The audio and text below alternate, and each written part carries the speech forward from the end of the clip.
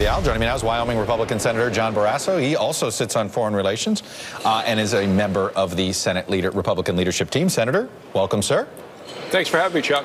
Let me start with the basic here. Did you learn anything that changed your view about the North Korean threat?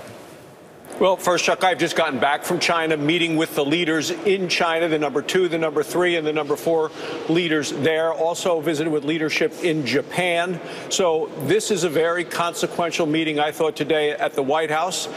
It was one where we had the Secretary of Defense, the Secretary of State, the Director of National Intelligence, as well as the Chairman of the Joint Chiefs of Staff, joining the President, joining the Vice President, just to talk about what is happening with North Korea's increased capacity and the point that the days of strategic patience have to be over. And I believe that China has exactly that same opinion, because when they take a look at what North Korea has the potential to do, you have to ask, can they or can't they, rather than will they or won't they? And I think China is very concerned because they now know the capacity of North Korea to act in a way with a murderous dictator who could hurt China as well as South Korea and Japan and ultimately the United States. Senator, how confident are you in our intelligence when it comes to knowing exactly the North Korean capabilities? Because honestly, where I thought what the public thought North Korea's capabilities were, say, 6 months ago, you read the New York Times 24 hours ago, and it's a program that's either rapidly expanding or we don't know the real state of their program. Well, it's been widely reported internationally that they moved from liquid fuel to solid rocket fuel.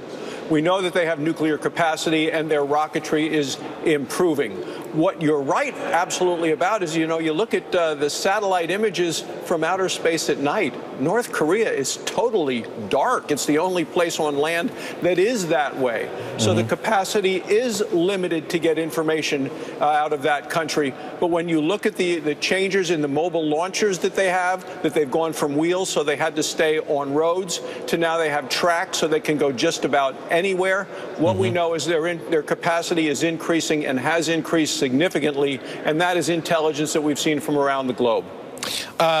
This afternoon, your colleague John McCain said you don't rule out a military option and you don't rule out the idea of a preemptive strike. How realistic is that of a play in this playbook, which is a preemptive strike? Is that something that you say, but it's extraordinarily difficult to imagine how that scenario plays out? Well, I think it's extraordinarily difficult to see how that scenario puts out, but that's not what I'm looking for. I'm looking for a peaceful resolution, and to do that, you have diplomacy, but also you use sanctions and increasing sanctions. What I've seen in my trip to China and to specifically in Beijing, talking to the leadership there, is they seem to be fundamentally reassessing their position toward North Korea and their concern with the entire Korean Peninsula having nuclear weapons there. And I think we're seeing unity between the United States and China saying we don't want nuclear weapons on the Korean Peninsula, period. Okay, but what evidence is there that sanctions works with North Korea? We've been sanctioning them, frankly, for over a decade. It hasn't changed behavior at all. You're right. And there's many that argue that the sanctions ought to be slapped on Chinese businessmen, not on North Korea. What say you? Well, I say you are right about needing to increase sanctions, and China is the one country that can do that better than any other. Not just the Chinese business people, but truly limiting the supply of oil, limiting what they buy in terms of coal. 85% of the economy of North Korea comes from China. So China is in the process, I believe, of reassessing how they want to deal with North Korea, and by saying they're going to limit coal purchases from North Korea and therefore currency into North Korea will be the significant sign, to me at least, that China is very serious about, putting the impact down on North Korea and forcing them to a point of giving up the nuclear weapons. But that's the issue right now, and the tension, because they have a dictator in North Korea who seems rational, but also a murderer and a thug. Let me ask you this finally, which is this idea that the president has maintained that China's trade policy with the United States is up for negotiation depending on their actions when it comes to North Korea. Should that be the carrot we use with China? Is that legitimate? Are you comfortable using essentially America's economy as one of the carrots to induce China?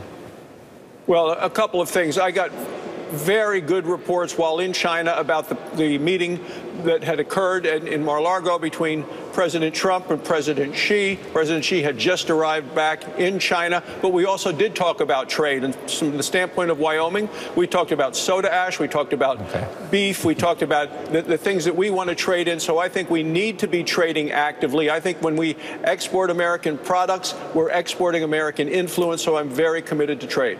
But you think, and you're comfortable with having it be a part of the North Korea discussions? Very quickly. Well, yeah. North Korea defense has to do with security of the homeland. Number one role of government is to protect the people at home. That has to be number one. Okay. I think I understand your answer there, Senator Barrasso. I will leave it there. Thank you, sir, for coming on and sharing your views. Thanks, Chuck.